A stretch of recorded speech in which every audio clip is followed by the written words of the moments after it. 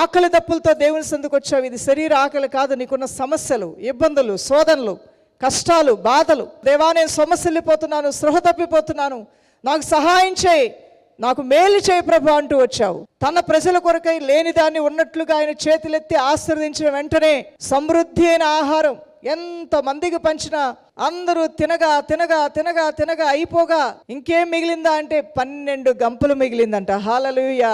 నిన్ను సమస్యలు పోనివ్వడు నీ దేవుడు. అవకాశం లేని దగ్గర నీకు అవకాశాలు రాబోతున్నాయి. కేవలం నీ కొరకు నూతనమైన వాటిని దేవుడు కలుగు చేయబోతూ ఉన్నాడు. నూతనమైన ప్రణాళికలు నీ కొరకు సిద్ధపరుస్తూ ఉన్నాడు. నూతన ఆశీర్వాదాలు నీ కొరకు సిద్ధపరుస్తూ ఉన్నాడు.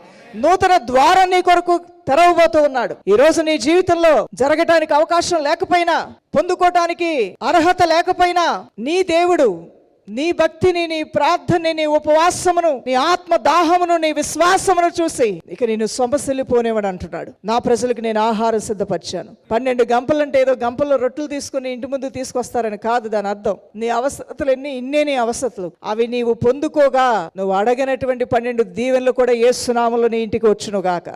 12 విధాలైన మేలులను యేసు నామములో అనుభవించుదువు గాక.